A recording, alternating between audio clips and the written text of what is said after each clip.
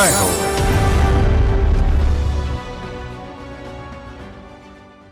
నమస్కారం.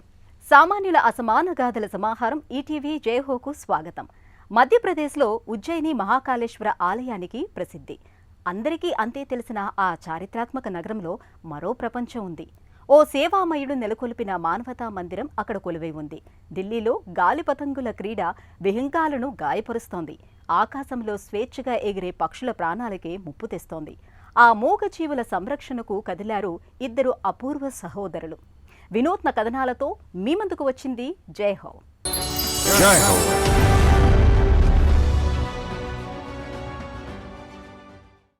మధ్యప్రదేశ్లో ఉజ్జయిని మోక్షప్రదాయినిగా భక్తులు విశ్వసించే ఆధ్యాత్మిక నగరం. మహాకాళేశ్వరాలయంలో నిత్యం కొలుపులు అందుకునే మహాశివుడు. అక్కడ మోక్షం కోసం తనువు చాలించాలని వచ్చే వయోవృద్ధులు, ఆహారం దొరక్క చావుకి బతుక్కి మధ్య నలిగిపోయే అభాగ్యులు, తమ రాత మారుస్తాడేమో అని అక్కడికి చేరే దివ్యాంగులు. వీరి దయనీయ స్థితికి కదిలిపోయిన సుధీర్భాయ్ గోయల్ అనే ఓ సేవామూర్తి అంకిత్ గ్రామ్ సేవాధామ్ ఆశ్రమం నెలకొల్పారు. వేలాది దీనులు దివ్యాంగులకు ఆశ్రయమిచ్చారు. చేస్తున్నారు. हम अंकित ग्राम सेवाधाम आश्रम के ఇవాళ మనమిక్కడ అంకిత్ గ్రామ్ సేవాధామ్ ఆశ్రమంలో మహర్షి దయానంద్ గేటు దగ్గర ఉన్నాం. 3.5 దశాబ్దాలుగా సేవాధామ్ ఆశ్రమం ఆపదలో ఉన్న వారిని ఆదుకుంటోంది. మాదంతా ఓ కుటుంబం. ఇక్కడ నవజాత శిశువు నుంచి 100 ఏళ్ల వయోవృద్ధుల దాకా ఉన్నారు.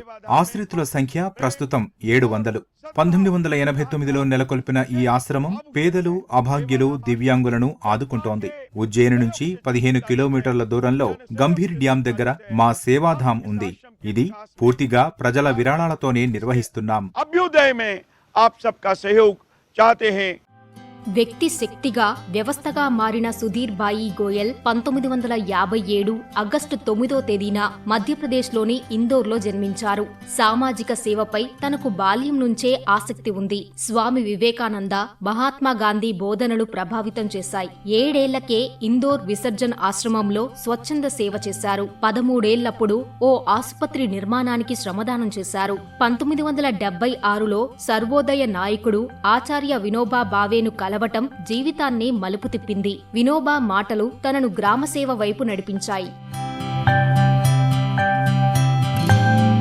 मेरा जन्म 19 अगस्त 1957 నేను 1957 ఆగస్టు 9వ తేదీన శ్రీకృష్ణ జన్మాష్టమి నాడు ఇందోర్లో పుట్టాను. నాన్న, అమ్మ దివంగతులు సత్యనారాయణ గోయల్, సత్యవతీదేవి. నేను ఇందోర్లోని లాల్ హవేలీ, మొరైగాలిలో తాతగారు గోపాల్ దాస్ జీ మధురవాలే, అమ్మమ్మ పన్నాబాయి గారింట పెరిగాను. నా పాఠశాల, కళాశాల విద్యాభ్యాసం ఇందోర్లోనే పూర్తయింది. माधव साइंस कॉलेज ये मेरी शिक्षा स्थली.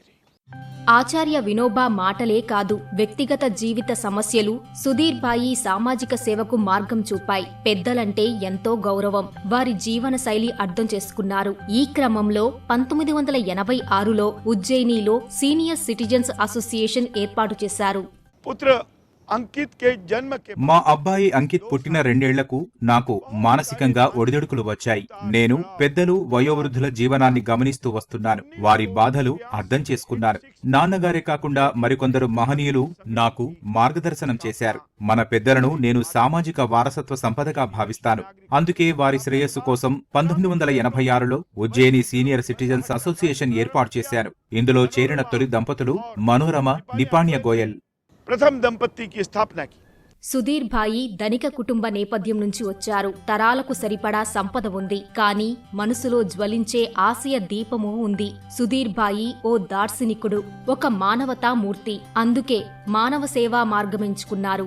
సేవాభావానికి బాల్యంలోనే బీజం పడింది. అమ్మ, నాన్న సాహచర్యం, పెంచిన తీరు ఆయన్ని ప్రభావితం చేశాయి. 1970లో అజ్నోతి గ్రామంలో ఓ పాఠశాల నెలకొల్పడంతో సేవా పదం ప్రారంభమైంది. విషాదాలు వెన్నంటటంతో జీవితమంతా కష్టాల కడలిలా మారింది. सेवाधाम आश्रम अंकित ग्राम की कहानी సేవాధామ్ ఆశ్రమ కథ అంటే అంతులేని పోరాటాల కథే. ఇందులోకి వచ్చి ఆర్థికంగా, సామాజికంగా నష్టపోయాను. మా పరిచయస్తులంతా నేనీ ప్రాజెక్టులో ఎందుకు భాగస్వామినయ్యానో తెలిసి ఆశ్చర్యపోయారు. అనేక విమర్శలు వచ్చాయి. నా కుమారుడి మరణం, ఎడమ కంటిచూపు పోవటం, నా సోదరి హత్య, నాన్న మరణం దుస్సంఘటనలు తరుముకుంటూ వచ్చాయి. అయితే ఇవేవి నా పనులకు ఆటంకాలు కాలేదు. ఆశ్రమ అభివృద్ధికి మాకు ఇప్పుడు 50 కోట్లు అవసరమవుతాయి. ఆశ్రమంలో మహిళలకు పెద్దలకు మంచి ఆవాసాలు కల్పించాలన్న ప్రణాళికలున్నాయి. सहयोग से हम इसमें भी विजय प्राप्त करेंगे, ऐसा मेरा पूरा विश्वास है. సేవాధామ్ ఆశ్రయం ఆరంభమైన నాటి నుంచి నేటిదాకా లబ్ధి పొందిన వారి సంఖ్య 5,000. వారి కుటుంబ నేపథ్యంతో నిమిత్తం లేకుండా మానసిక రుగ్మతలు, శారీరక వైకల్యాలు, పేదరికం, सेवाधाम आश्रम में जात पात धर्म क्षेत्र का कोई बंधन नहीं. ఇక్కడ ఈ ఆశ్రమంలో కులం, మతం లేదా ప్రాంతీయ భేదాలు లేవు. వాటిపై మాకు విశ్వాసమూ లేదు. ఉదాహరణకు అమాయకురాలైన ఓ పెద్దావిడను ఇందోర్ నుంచి ఖాజీ పంపించారు. ఆమె కాలు ఎంతో దెబ్బతిన్నది. చూడండి, కాలు తీసేయాలని డాక్టర్లు చెప్పారు. కానీ ఇక్కడ లభిస్తున్న సేవలతో ఆమె పరిస్థితి చాలా వరకు మెరుగైంది. ఆసుపత్రులు, రోడ్లు, బస్సు, రైలు స్టేషన్ల నుంచి ఆశ్రమానికి చేరిన పిల్లలు డజన్ల కొద్దీ ఉన్నారు. ఎంతో బాగున్న ఈ చిన్నారి పాప సగం దేహం లేదు, పూర్తిగా మంచానికే పరిమితమైంది. కేవలం ద్రవాహారంతోనే జీవిస్తోంది. తనకు మేము పుణ్య అని పేరు పెట్టాం. 5 ఏళ్ల క్రితం ఇండోర్ ఆసుపత్రి నుంచి ఇక్కడికి తీసుకొచ్చారు. इसका नाम हमने पुण्य रखा है. आज से 5 साल पहले मकर संक्रांति को MY हॉस्पिटल इंदौर से लेकर आए. సమాజం వదిలించుకున్న వయోవృద్ధులకు సుధీర్ బాయి గోయల్ తన సేవాధామ్ ఆశ్రమంలో ఆశ్రయమిస్తున్నారు.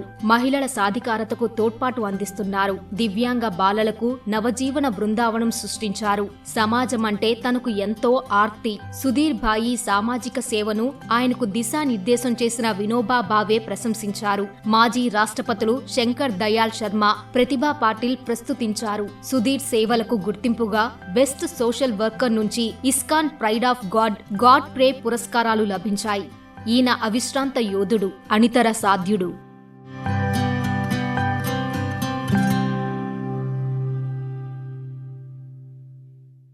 ఢిల్లీ దగ్గర వజీరాబాద్లో అపూర్వ సహోదరులు, చిన్న తరహా ఉపాధితో బతుకుబండి లాగుతున్న యువకులు.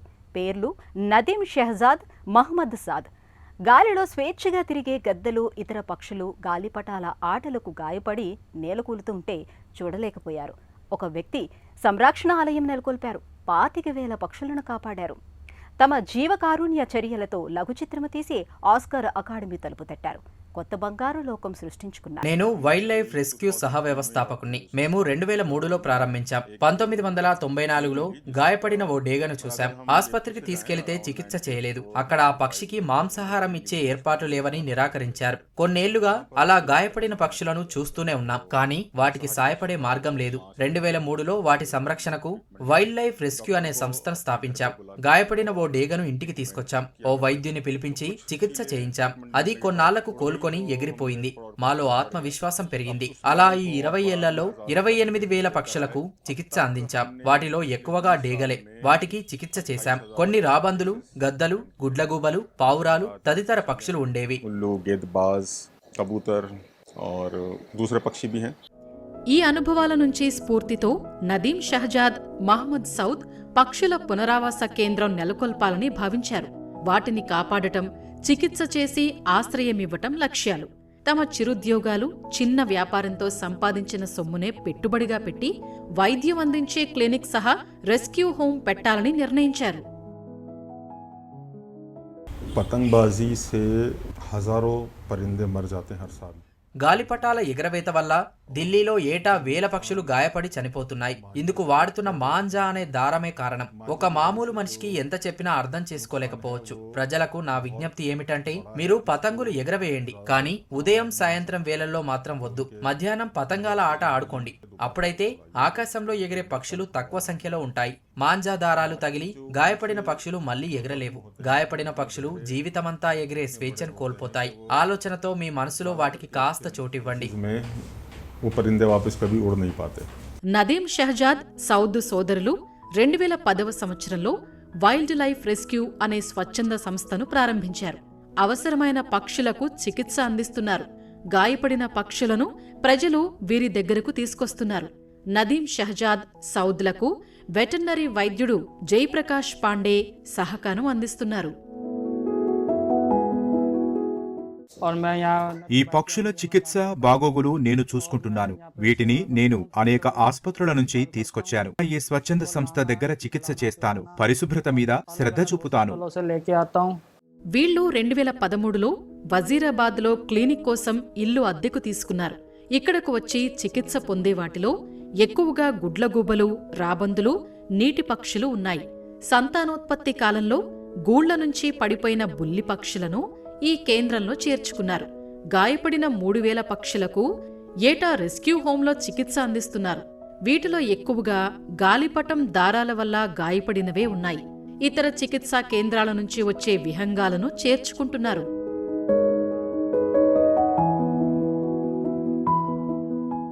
और यहाँ पर वाइल्ड लाइफ रेस्क्यू में ऑलमोस्ट 1.5 साल से काम कर रहा हूँ. నేను గత ఏడాదిన్నరగా వైల్డ్ లైఫ్ రెస్క్యూతో కలిసి పనిచేస్తున్నాను. ఇక్కడ నా ప్రధాన విధి పక్షుల బాగోగులు చూసుకోవటం, వాటికి ఆహారం, నీరు, ఔషధాలు ఇవ్వటం. అంతేకాదు మిత్రులకు కార్యాలయ పనిలోనూ సహకరిస్తున్నారు. గాయపడ్డ పక్షులకు కట్టిన కట్లను ఎప్పటికప్పుడు మార్చాల్సి ఉంటుంది. చికిత్స, పునరావాసం తర్వాత వాటిని వదిలివేయటం ఇత్యాది పనులను పర్యవేక్షిస్తున్నాను. ड्रेसिंग होती है तो वो टाइम टू टाइम चेंज करवानी होती है, वो भी मेरा वर्क रहता है. పునరావాస కేంద్రంలో పక్షులకు అందించే మాంసం ఖర్చులకే నెలకు లక్షల రూపాయలు వెచ్చించాల్సి వస్తోంది. 2020లో విరాళాలు తీసుకునేందుకు FCRA అనుమతించింది. కోవిడ్ కారణంగా 2 పర్యాయాలు లాక్డౌన్లు, ఆంక్షల వల్ల షహజాద్, సౌద్లు ఆర్థికంగా ఎన్నో కష్టాలు పడ్డారు.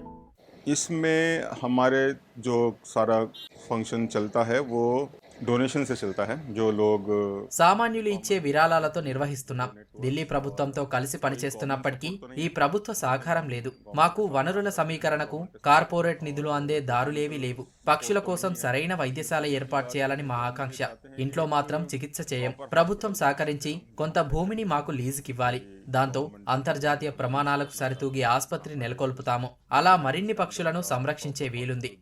और हम और भी ज़्यादा बर्ड्स की देखभाल कर सकें.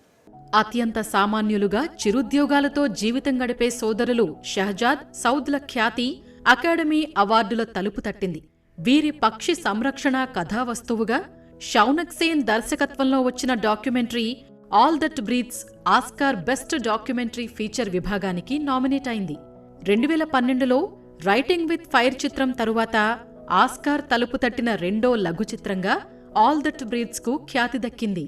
और बाकी लास्ट ईयर एक फिल्म रिलीज మా పక్షి సంరక్షణ కృషి ఆధారంగా గత సంవత్సరం ఓ డాక్యుమెంటరీ విడుదలైంది. షౌనక్ సేన్ దర్శకత్వంలో వచ్చిన ఆల్ దట్ బ్రీత్స్ కు ప్రజాదరణ లభించింది. అంతేకాదు గత ఏడాది అత్యధిక పురస్కారాలు పొందిన లఘు చిత్రంగా నిలిచింది. ఈ చిత్రానికి సన్ డాన్స్ ఫిలిం ఫెస్టివల్లో గ్రాండ్ జ్యూరీ అవార్డు, కేన్స్ లో గోల్డెన్ ఐ అవార్డు లభించాయి. అంతేకాదు ఇంటర్నేషనల్ డాక్యుమెంటరీ అసోసియేషన్ పురస్కారం దక్కింది. ఆఖరుగా ఆస్కార్ కి నామినేట్ అయ్యింది. ఈ వేడుకల కోసం బృందమంతా అమెరికా వెళ్లి వచ్చింది. टीम वाइल्ड लाइफ रेस्क्यू की यूएस गई उस ऑस्कर इवेंट को अटेंड करने के लिए.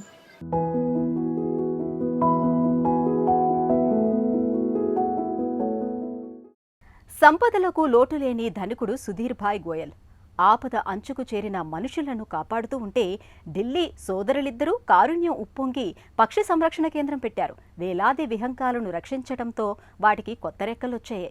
మళ్లీ తమ ప్రపంచానికి వెళ్లిపోతున్నాయి. మరిన్ని కథనాలతో వచ్చే వారం జైహోలో మళ్లీ కలుద్దాం. నమస్కారం.